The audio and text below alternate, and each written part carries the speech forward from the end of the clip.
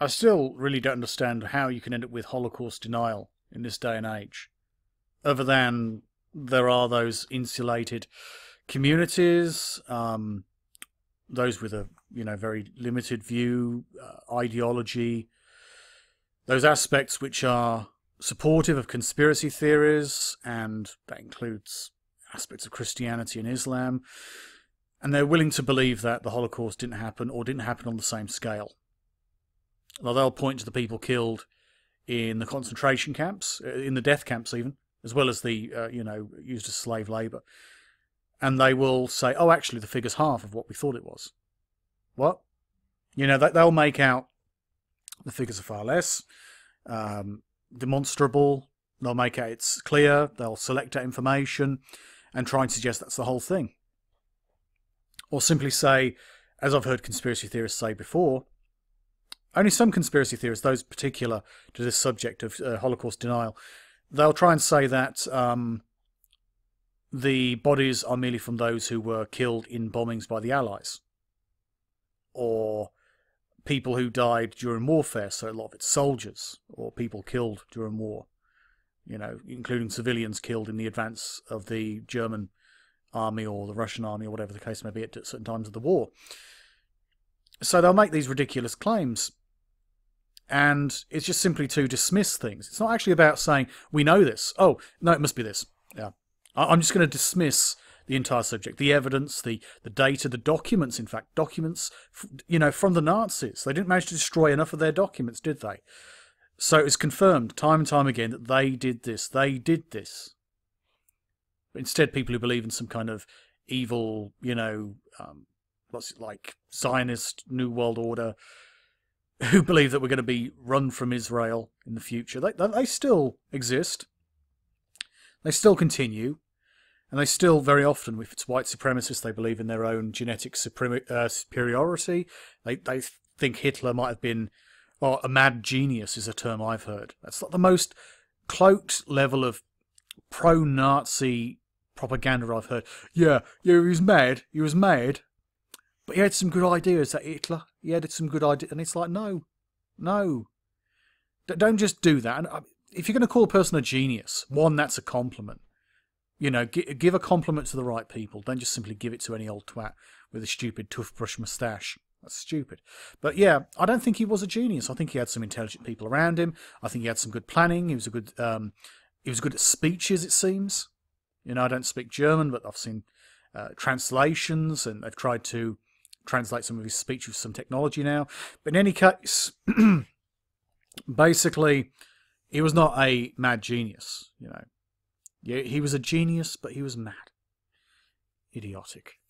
I don't think he was mad. I think he was dangerous. I think he was ideologically dangerous. I think he had certain issues. I don't know the full extent of that. I think some of it's exaggerated. But I do not think he was a genius. Or a genius in what sense? People don't clarify that. No, genius. What kind of genius? It's a bit like calling a comedian a genius in regard to comedy.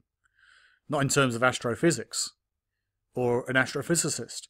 Oh yeah, they're brilliant. You might even call them a genius. Yeah? Okay. Well, in that area, yeah, they'd be no good at, like, say, doing, I don't know, anything else. Maybe they wouldn't, but it's hard to say. But in any case, I don't like the term mad genius. Madness, isn't it? But yeah, people who are basically borderline neo-Nazis, who are willing to call a lot of things involved genius. They focus on the positive, dismiss the negative. Some shared, by the way, characteristics there with some people who hearken after the past. People who are effectively neo-Confederates, I suppose, in the United States. People who are very supportive of that view. Traditionalists in that regard. Obviously the KKK. In the UK, the British Nationalist Party was very much like that. I imagine it's even worse now. But yeah, these people seem to have some kind of idea that they've got these superior traits, and even if they don't agree or they're on the opposite side in a conflict with a particular enemy, they have some kind of romanticism about these individuals. It's a bit like how some people romanticize about Napoleon or Julius Caesar when they did some horrendous, completely vile acts throughout their rules of their, respective empires. but people are willing to romance about them. Yes, you know, Napoleon, this great Enlightenment character, this revolutionary, and you know, along with a great many other people, including Robespierre, and yeah, people are willing to play that tune, and yet they're willing to also then completely ignore the fact that that changed completely when Napoleon declared himself to be emperor. I mean, with Hitler, you could say similar things, but I think it's so much fresher and so much more dangerous and, you know, more extreme in almost every single way. How can you apologise or be apologetic for Nazism and then, you know, hold on to those conspiracy theory ideas and believe that it's half made up? And therefore you should, you know, oh yes, people talk about Napoleon this way, but then they talk about Hitler that way. And it's like, what planet are you on?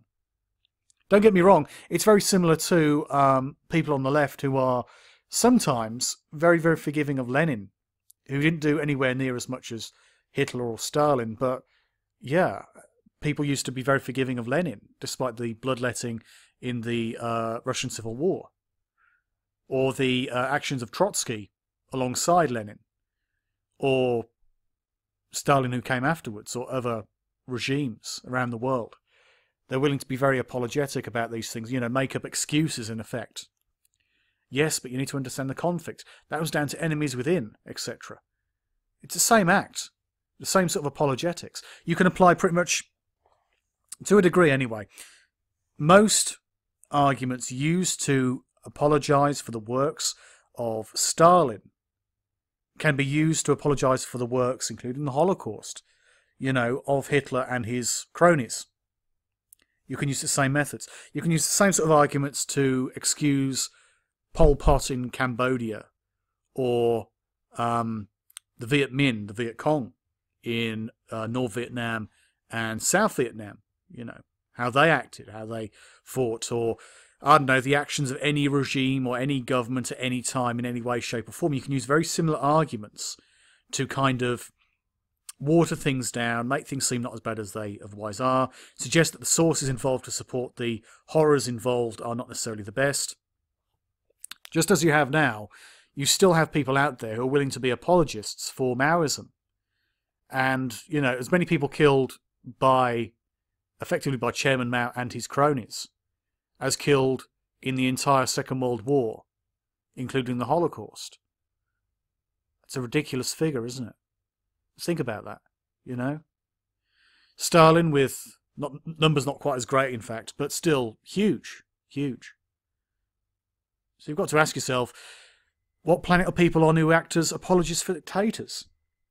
And as I say, those people on the far right, typically the far right, including Muslim extremists, by the way, very often deny the Holocaust. Or, even worse, they say they deserved it. That's horrendous. Women and children, you know, we're in an age of equality. You know, the young and the old, those who'd lived their lives, those with prejudice, those with not, all treated with the same horror, you know, painted with the same brush, disposed of in the same method, unless they were of some kind of use for the manufacturing industry, used as slave labour. You know, you prove yourself and you'll get a little bit of food. If not, then you're going straight to the oven. Well, to the showers, and then to the oven. And then people talk about this thing as well. I actually heard this point when I was actually at Auschwitz, when I went there to the actual museum, the preserved camps, a few years ago. And yeah, people talk about the ovens, because they were demolished.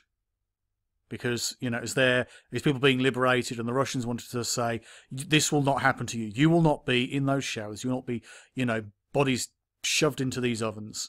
And the rubble is still there, left over from World War II. The rubble is still there. There's one which was heavily damaged and then rebuilt, in effect, to show people what it was like. So afterwards, after World War II and the survival, dealing with these people as survivors, many people wanted to ensure that people do not forget, that people never forget. But the conspiracy theorists will say, oh, well, that one there, it was remade. So they must have all been, you know, made by the Russians or made by, you know, made by starving survivors who never existed, apparently. Survivors, yes, all of you survivors, most of them dead now. Most survivors are gone, of course. There are some who still linger, I believe. They're all liars, apparently. Or they were just simply, I don't know, the small number of people killed. So apparently, it doesn't matter if there's a genocide if it was a bit less. You know, like some hardcore racists, they would say, oh, only, I don't know, tens of thousands died, even though there's evidence for quite literally millions of over the course of the war being killed, either through, you know, being shot, people being, I don't know, attacked in the streets, like with Kristallnacht, with the Night of Crystal, like the broken glass. Yeah, you know, they're willing to say all this kind of shit, but it's actually horrendous, far worse than people realise. And you extend the Holocaust, by the way, to the full extent, including all purposeful civilian casualties, and it's a huge number carried out by the Germans and the Axis powers. Basically, how they basically killed, once you include like prisoners of war, especially from the Russians and other defeated non-Aryan powers. The amount of them killed, it's a very high number indeed. And in terms of policing these occupied territories, and their own territory for that matter, you know, spies and rebels, or anyone suspected of being slightly anti-Nazi, yep, they would get killed too. People burnt to death or left in burning buildings during conflicts and killed by, I don't know, shelling Russian cities. Yeah, you end up with more like 11 million people. You know, it's insane. That's the big figure for the Holocaust. 6 million Jews, and some people say, you know, in terms of the actual Holocaust, 7 million. You include all the extra figures, it's more like 11. And that rests firmly on the shoulders of Hitler, if in the mind of other people around him he wanted to please their Führer. I don't think we should ever forget that. I don't think you can be an apologist for that, not if you're to be taken seriously as a sane human being.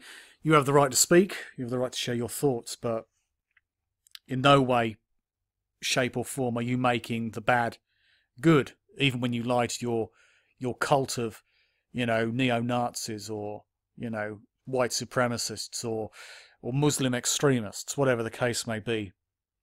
You're not proving anything. You're acting in such a way that you're basically being apologetic about arguably the ultimate evil of at least the 20th century, perhaps even across human history. And I don't think people should ignore that. You know, it's a lot easier to be, because of time passing, to be apologetic about Napoleon, and easier still for Julius Caesar or Genghis Khan. But when it comes down to it, you can't really make them good people, because they were in charge and they carried out many evil things. Caesar killed, was it 3 million Gauls? Genghis Khan killed millions. Napoleon killed a huge number of people, actually. I think he was into the millions because of his war in the Middle East. You know, killing many people in the Levant and Egypt. And yeah, it's little wonder that, you know, when it comes down to Hitler, you know, true, you know, rapidly built militarism, rapid expansion, attacks on not merely human liberties, but the value of human life, and the Holocaust to be the icing and the cherry on the cake of this, you know, this horrific thing. Yeah, you just cannot make that good unless you're willing to be totally delusional and in complete denial of the facts.